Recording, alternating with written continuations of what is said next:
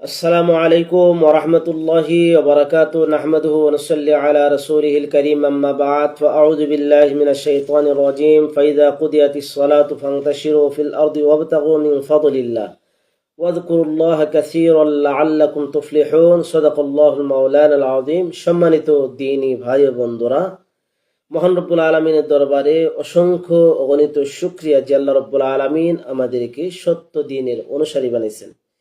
প্রিয় দিনী ভাই বন্ধুরা, আজ 1 মে 2025 আন্তর্জাতিক শ্রম দিবস। প্রিয় দিনী ভাই বন্ধুরা, ইসলাম হলো পূর্ণাঙ্গ জীবন বিধান। ইসলামের ভিতরে দুনিয়ার ভিতরে সমস্ত সব স্তরের সকল মানুষের জন্যই অধিকার বর্ণনা করেছে। এজন্য আজকের আন্তর্জাতিক শ্রম দিবসে ইসলাম শ্রমের মর্যাদা সম্পর্কে কি বলেছেন, একজন শ্রমিক এবং মালিকের ভিতরে কি সম্পর্ক থাকা প্রয়োজন, শ্রমিকের পাওনা, শ্রমিকের হক, মালিকের হক সম্পর্কে ইসলাম কি দিক নির্দেশনা দিয়েছেন, এ বিষয়ে কয়েকটি গুরুত্বপূর্ণ কথা আপনাদের সামনে উপস্থাপন করব। প্রিয় দিনী ভাই ও বন্ধুরা, আন্তর্জাতিক শ্রম দিবস কাকে বলা হয় এই বিষয়টি প্রথমত আলোচনা করি।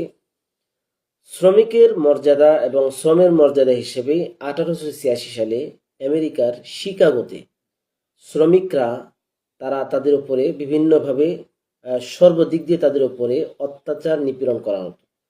সময়ের দিক দিয়ে তাদের কোনো নির্ধারিত সময় ছিল না। 18 থেকে 20 ঘন্টা পর্যন্ত তারা কাজ করত, কিন্তু সঠিক মূল্যায়ন পেত না। এর জন্য তারা রাজপথে নেমে এসেছিল অধিকার প্রতিষ্ঠার জন্য। শ্রমিকরা নির্ধারণ করেছিল যে 8 ঘন্টা ডিউটি করা হবে। এই লক্ষ্যে বা এই দাবি আদায়ে তারা রাজপথে যখন নেমে এসেছিল শ্রমিকরা, তখনই তাদের উপরে প্রশাসনের পক্ষ থেকে তাদের উপরে স্টিম রোলার নির্যাতন চালানো হয়েছিল, সরাসরি গুলি করা হয়েছিল। এতে অসংখ্য শ্রমিক নিহত হয়েছে, যার কারণে এই দিনকে কেন্দ্র করে তারা আন্দোলন থেমে থাকেনি, বরং আন্দোলন আরো বেগবান ছিল। পরবর্তীতে বাধ্য হয় শ্রমিকদের ডিউটি, তাদের দায়িত্ব, তাদের কর্তব্য 8 ঘন্টা নির্ধারণ করার এবং তাদের যে সঠিক মূল্য, একটা মজুরি নির্ধারণ করার। পরবর্তীতে এই রক্তাক্ত ইতিহাসের কারণে 1889 খ্রিস্টাব্দে 1889 সালেই 1 মেকে শ্রম দিবস হিসেবে ঘোষণা করা হয়। সে থেকেই সারা পৃথিবীতে এই দিনটিকে শ্রম দিবস হিসেবে পালন করা হয়েছে। প্রিয় দিনী ভাই বন্ধুরা, এখন আমরা জানবো, যেহেতু ইসলাম একটি পূর্ণাঙ্গ জীবন বিধান, ইসলামে শ্রমের মর্যাদা, শ্রমিকের অধিকার, মালিকের অধিকার সম্পর্কে কি বলা হয়েছে। প্রিয় দিনী ভাই বন্ধুরা, কষ্ট, মেহনত, পরিশ্রম এর মাধ্যমে জীবিকা উপার্জন, এটা হলো সব থেকে উত্তম ইনকাম। প্রিয় দিনী ভাই বন্ধুরা, একদম শ্রমিকের কি মর্যাদা, শ্রমিকের কি করণীয় বা মালিকের কি করণীয়, এই সম্পর্কে রাসূল করিম সাল্লাল্লাহু আলাইহি ওয়াসাল্লাম অসংখ্য হাদিসে বা ইসলাম সুন্দর দিক নির্দেশনা দিয়েছেন। এখন আমরা জানবো, একজন মালিক যখন কোনো শ্রমিক নির্ধারণ করবে, অবশ্যই কয়েকটি বিষয় জানা প্রয়োজন। রাসূল করিম সাল্লাল্লাহু আলাইহি ওয়াসাল্লাম এজন্য বলেছেন যে কোনো শ্রমিককে যখন নির্ধারণ করবে, অবশ্যই শ্রমিকের মালিকের উচিত হলো বেতনটা নির্ধারণ করা। এক হাদিসে হযরত আবু সাঈদ খুদরি রাদিয়াল্লাহু তাআলা আনহু থেকে বর্ণিত শ্রমের মূল্য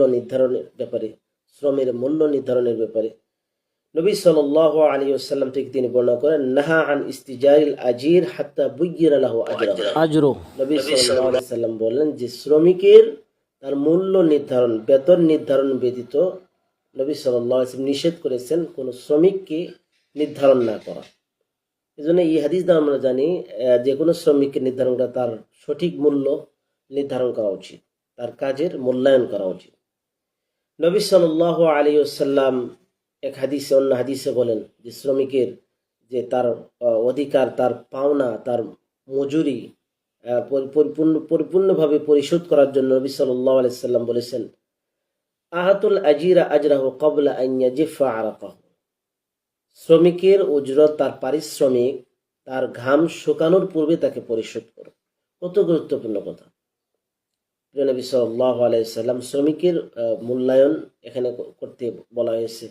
একজন শ্রমিকের তার শ্রমের মর্যাদা, তার শ্রমের যে মূল্য, তার ঘাম শুকানোর পূর্বেই তাকে দিয়ে দাও।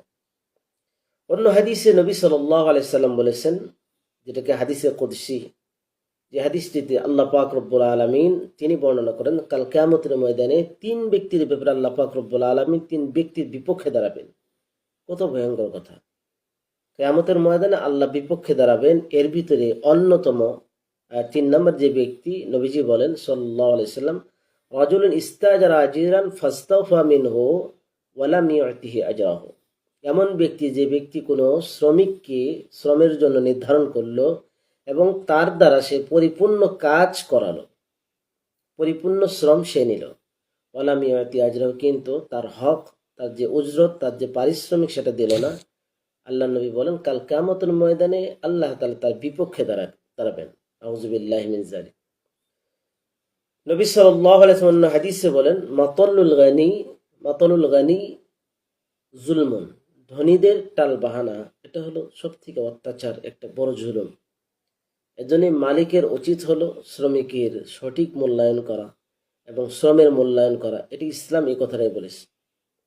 আজকে ১,৫০০ বছর পরে বা ১০০ বছর আগের গল্প, যে আমেরিকার শিকাগোতে যে ঘটনাকে কেন্দ্র করে সারা পৃথিবীতে শ্রমিকরা এই ১লা মে দিবস পালন করে, শ্রম দিবস পালন করে। কিন্তু ১,৫০০ বছর পূর্বেই তো আল্লাহ পাক রব্বুল আলামিন নবীজির মাধ্যমে ইসলামের শ্রমিকের কি অধিকার, মালিকের কি অধিকার সে বিষয়ে সুস্পষ্ট দিক নির্দেশনা দিয়েছেন। পৃথিবীতে আর কোনো ধর্ম মত এভাবে বলেনি, ইসলাম যেভাবে বলেছে।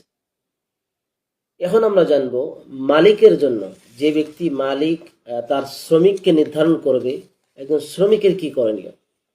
এই জন্য নবী সাল্লাল্লাহু আলাইহি ওয়াসাল্লাম হাদিসে বলেন ইন্নাল্লাহ তাআলা ইউহিব্বু আন্নাল আমিলা ইযা আমিলা ইয়াহসিনা, যে কোনো আমিল তথা শ্রমিক যখন তার মালিকের কাজকে সঠিকভাবে হক আদায় করে, যেভাবে বলা হয়েছে সেভাবে সে আদায় করবে, যথাযথভাবে মালিকের সম্পূর্ণ কাজকে সে করে দিবে তার শ্রম দিয়ে, তো আল্লাহ তাআলা তাকেই ভালোবাসবেন এবং তাকে ভালোবাসেন।